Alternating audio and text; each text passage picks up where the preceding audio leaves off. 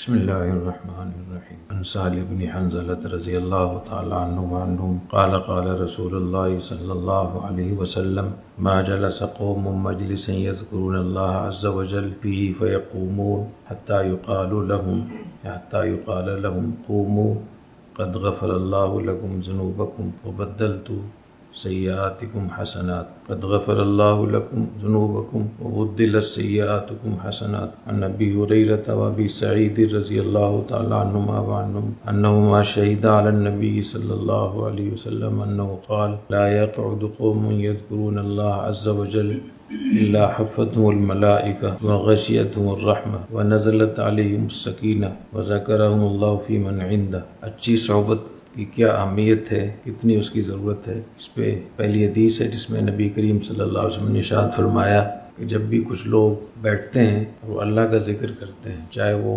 مجلس ذکر ہو جسے ہم مجلس ذکر سمجھتے ہیں، یا وہاں اللہ تعالیٰ کی شریعت کی کوئی بات ہو رہی ہو، وہ سب مجلس ذکر ہے. درس و تدریس بھی مجلس ذکر ہے، مجلس ذکر بھی مجلس ذکر ہے، اور جہاں بھی اللہ کی بات ہو رہی ہے وہ سب مجلس ذکر. تو فرمایا نبی کریم صلی اللہ علیہ وسلم نے کہ جب بھی کچھ لوگ بیٹھتے ہیں اللہ کے ذکر کے لیے، یا ایسی مجلس میں جہاں اللہ کا ذکر ہو رہا ہو، اللہ کی بات ہو رہی ہو، اس مجلس کے ختم ہونے سے پہلے اللہ تعالیٰ کی طرف سے اعلان ہو جاتا ہے قوموا قد غفر اللہ لکم ذنوبکم، اللہ تعالیٰ نے تمہارے گناہ معاف فرما دیے، وبدلت سیئاتکم حسنات، تمہارے گناہ نیکیوں میں تبدیل ہو گئے. اس لیے اچھی صحبت کا اہتمام کرنا چاہیے، ڈھونڈتے رہنا چاہیے کہ اچھی صحبت مل جائے. دوسری روایت میں ہے کہ حضرت ابو ہریرہ، حضرت ابو سعید خدری رضی اللہ تعالیٰ عنہما، انہوں نے حضور اکرم صلی اللہ علیہ وسلم کے بارے میں شہادت دی. آپ نے ارشاد فرمایا کہ جب بھی لوگ اللہ کا ذکر کرتے ہیں تو فرشتے ان کو ڈھانپ لیتے ہیں، اللہ تعالیٰ کی رحمت ان کے اوپر آ جاتی ہے اور سکینہ کا نزول ہوتا ہے. وذکرہم اللہ فی من عندہ، اللہ تعالیٰ ان کا اپنے اجتماع میں، یعنی فرشتوں کے اجتماع میں ذکر کرتے ہیں. تو اللہ تعالیٰ اس کی ہمیں توفیق عطا فرمائے.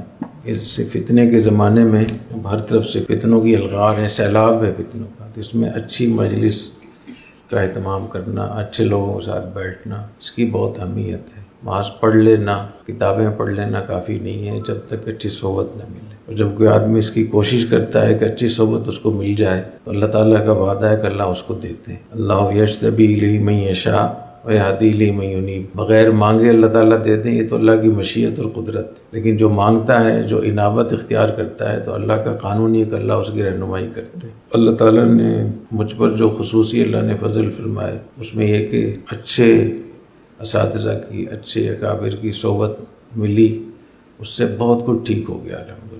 بہت سارے فتنوں سے میں بچ گیا. جامع اشرفیہ میں حضرت صوفی سرور صاحب رحمۃ اللہ علیہ تھے، ان کی مجلس میں تو باقاعدہ حاضری رہتی تھی. ہمارے استاذ بھی تھے، اور فارغ ہونے کے بعد میں نے ان سے اصلاحی تعلق قائم کیا.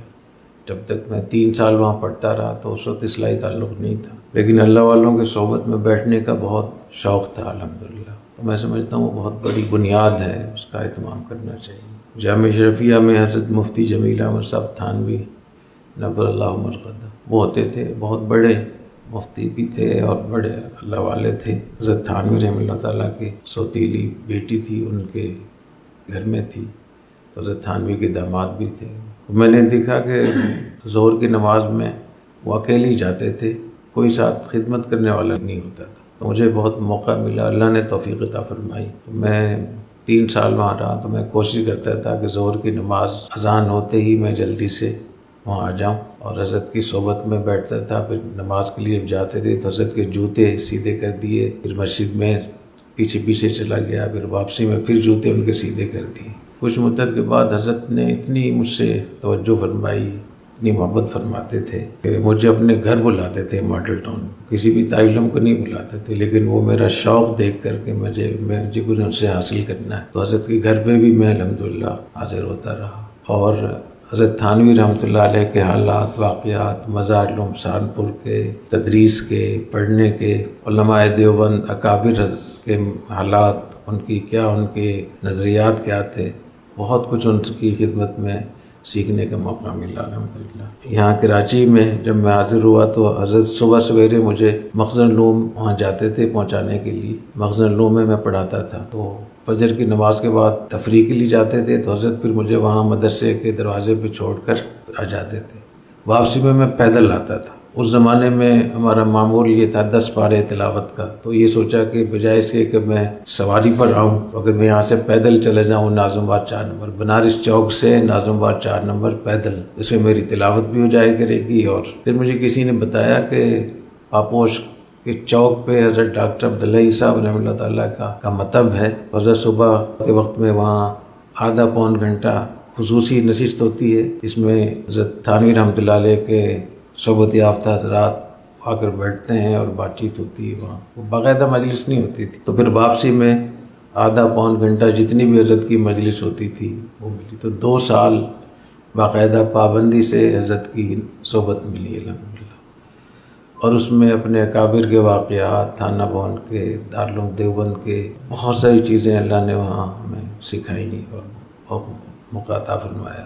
اسی زمانے میں حضرت ڈاکٹر عبداللہ صاحب رحمۃ اللہ علیہ کا غالباً پیر کے دن یا اتوار کے دن اپنے گھر پہ مجلس ہوتی تھی، تو حضرت بھی شریک ہوتے تھے، تو حضرت کے ساتھ بھی وہاں مجلس میں بھی جانا ہوتا تھا۔ تو وہاں جب میں جاتا تھا تو میں دیکھتا تھا کہ ہمارے حضرت مولانا سبحان محمود صاحب رحمۃ اللہ علیہ، حضرت مولانا یوسف لدھیانوی شہید رحمۃ اللہ علیہ، حضرت مفتی رفیع عثمانی صاحب، حضرت مولانا تقی عثمانی صاحب، اس سطح کے حضرات 2 زانو ہو کر بیٹھتے تھے، اور وہ عالم نہیں تھے، ڈاکٹر صاحب ہومیوپیتھک ڈاکٹر تھے۔ تو مجھے بڑی حیرت ہوتی تھی کہ اتنے بڑے بڑے اکابر وہ ان کے سامنے 2 زانو ہو کر بیٹھ رہے ہیں، اور جب حضرت کی مجلس ہوتی تھی تو پتہ چلتا تھا کہ سب کی ضرورت ہے، سب لوگوں کی ضرورت ہے، تو اللہ والوں کی صحبت میں بیٹھنا، موقع ڈھونڈتے رہنا چاہیے۔ جب ہم یہاں شروع میں آئے تو 1 ہفتہ باقی تھا اسباق شروع ہونے میں، تو ہم نے سوچا کہ 1 ہفتہ ہم کہاں گزاریں گے۔ ہم 7 شوال کو حاضر ہوئے تھے، تو حضرت نے فرمایا 15 شوال کو آپ آئیں، تو یہ 15 شوال تک ہم کیا کریں۔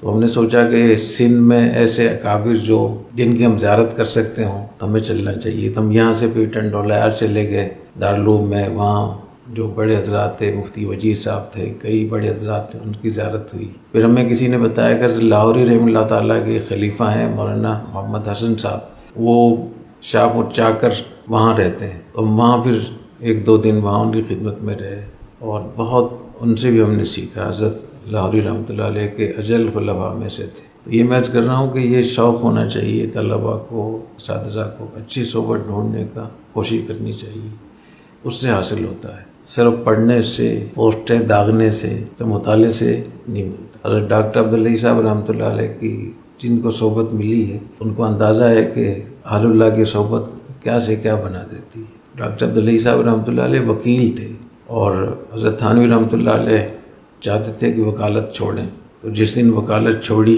کیونکہ وکالت میں تو بہت ساری مشتبہ چیزیں بھی ہوتی ہیں، آمدن کے لحاظ سے بھی، کام کے لحاظ سے بھی، پھر وہ انگریزوں کا زمانہ تھا، تو جس دن وکالت چھوڑی اس دن حضرت نے خلافت بھی عطا فرمائی، اور اللہ نے پھر اتنا بڑا رتبہ عطا فرمایا ایک وکیل کو، ایک ہومیوپیتھک ڈاکٹر کو، کہ بڑے بڑے اکابر حضرت مولانا نذیر احمد صاحب جامعہ احمدیہ کے شیخ الحدیث اور بانی، وہ بھی حضرت کی خلیفہ تھے، حضرت کی صحبت میں آ کر بیٹھتے تھے۔ پھر سب کا خلاصہ یہ کہ جب آپ کے اندر جذبہ ہوگا تو اللہ تعالیٰ آپ کے لیے راستے نکالیں گے، من جد وجد، تو اس کی کوشش کیا کریں، اللہ تعالیٰ توفیق عطا فرمائے۔ سبحانک اللہم و بحمدک، اشہد ان لا الہ الا انت، استغفرک و اتوب الیک۔